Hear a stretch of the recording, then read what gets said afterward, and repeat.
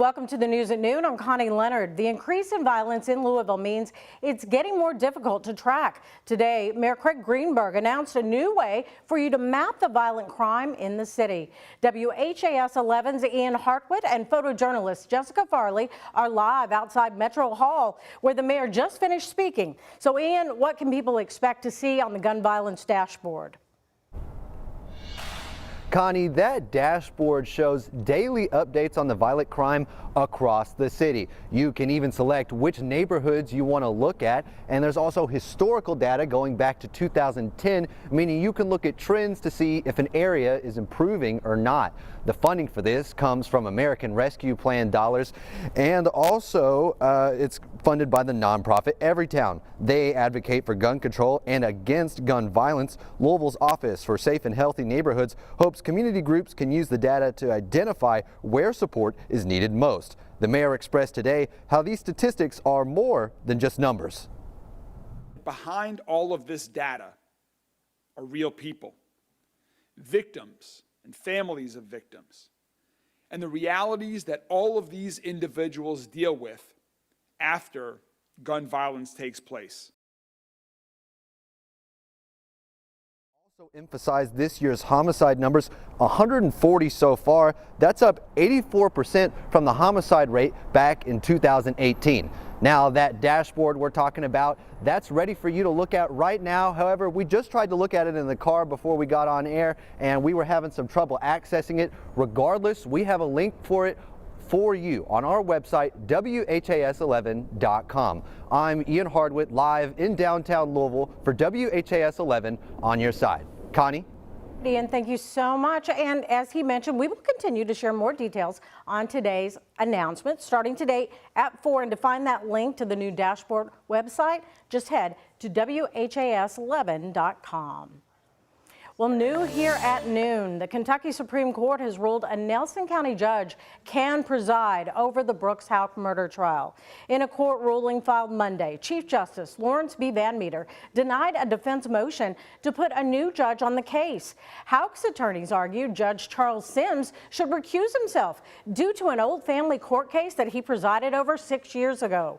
That case involved Houck's current girlfriend, Crystal Maupin, and her ex-husband. Now, at the time, Sims wrote, "The court is simply astonished that Crystal would want a relationship with Brooks Houck, who's the prime suspect in the disappearance and presumed death of his previous girlfriend." He, of course, was referring to Houck's former girlfriend, Crystal Rogers, who disappeared back in 2015. The man charged in one of Louisville's most heinous homicides now has a trial date set. After 7 years of waiting to set a trial date, we now know that on December 11th, Bryce Rhodes will face a jury. Bryce Rhodes is accused of killing 14-year-old Larry Ordway and 16-year-old Maurice Gordon back in 2016. After police say the teens watched him kill another man, Rhodes picked up more charges while in jail, including attempted escape, terroristic threatening, and assault on officers. Today, the judge, the defense, and the Commonwealth discussed picking a jury. Rhodes will be back in court December 8th. The Bullitt County Sheriff's Department has identified the woman who was found dead on the side of a road a little over 2 weeks ago.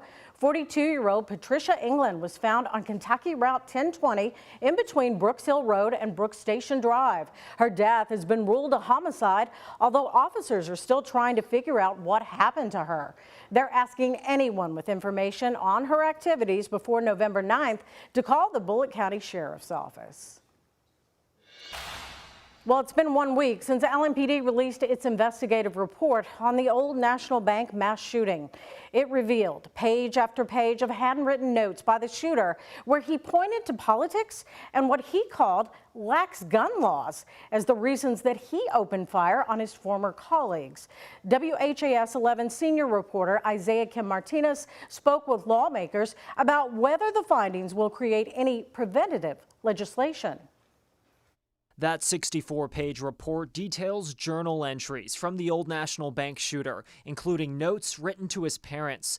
Admitting to being mentally ill, he wrote about his unhappiness with politicians, mocking Kentucky's gun laws, and describing how easy it was for him to buy the AR-15 style rifle he used in the shooting. I don't know how to respond to someone who is so clearly troubled What I do know is that there have been too many of these shootings, too many instances where some legislation could have made a difference. Does it serve as a wake-up call at all? Well, I think we've been awake a long time. And the reality is that we have a proliferation of guns throughout the United States. In the excerpts, the shooter said during the gun purchase, he lied about whether he'd been institutionalized for his mental health struggles or whether he intended to use the gun for violence. I discussed these findings with State Senators Gerald Neal, a Democrat, and Whitney Westerfield, a Republican. I don't think it raises the issue any stronger. I'm not sure it's going to change anything significantly that's not already in the works. I think even if we adopt a series of policies, which we should, we're still going to have problems because of the proliferation of guns. I don't know if you were to poll all the legislators, how many of them outside of Louisville are even aware. So I don't know what impact it has, if it has any impact at all. And I wouldn't want to speculate on that. Isaiah Kim Martinez, WHAS11 on your side. And Senator Westerfield is working on a bill called CAR. It would allow law enforcement to temporarily seize a person's gun if a judge deems that that individual is in crisis and a risk to themselves or others. Westerfield says he's working on 2 drafts of that bill, which will be discussed in committee next month. 4 Breckinridge County students are out of the hospital after they were involved in a head-on collision with a pickup truck. It happened Monday afternoon on Rosetta Corners Road. Kentucky State Police say 29-year-old Gilbert Edlin was driving a pickup truck when he crossed in front of the school bus. Edlin is being treated at University Hospital with life-threatening injuries. 31 students were on that bus, but only 4 were taken to Baptist Health Hardin. The bus driver was shaken up but did not have any injuries. Well, we now know what caused a train derailment in southern Kentucky that forced families to evacuate their homes. CSX says a failed wheel bearing on a train car is to blame. The derailment happened last Wednesday in Rockcastle County, about an hour south of Lexington. 2 of the 16 cars that derailed were carrying molten sulfur, which caught fire. People living in the area were encouraged to evacuate, but were able to go home the next day. CSX says crews were able to remove the rail cars, clean up the spilled chemical, and replace 2,500 tons of impacted soil. A Kentucky Democratic lawmaker says she's leaving Frankfort, but not leaving politics. Instead, the state representative is filing to run for Louisville Metro Council. Josie Raymond is running to represent District 10 after Councilman Pat Mulvihill announced he won't run again. That district includes neighborhoods like Belknap, Bashford Manor, and Poplar Level. WHAS11 reporter Alex Dieterer spoke with Raymond about her recent decision. During her 3rd term representing Kentuckians in the state's capital, I'm State Representative Josie Raymond. Representative Josie Raymond has decided to take a step back and seek a new title, Metro Councilperson. For 5 years in Frankfort, I've been playing defense, and I'd really like to join a majority on Metro Council that's working to improve the quality of people's lives. I want to be in the offense. On Monday, Raymond filed to run for the Louisville Metro Council District 10 seat. We've often seen Metro Council members run for the General Assembly and move to Frankfort. We've not often seen it go the other way. And so I think it's going to be really valuable bringing my experience and my perspective from Frankfort back to Louisville. Saying her decision was about efficacy. I think I could be more effective at the local level for the people I really care about. I've been involved in several state budgets, right? I'm familiar with members of not just the governor's administration, but the mayor's administration. You know, I know the community groups and the stakeholders at the state level and at the city level.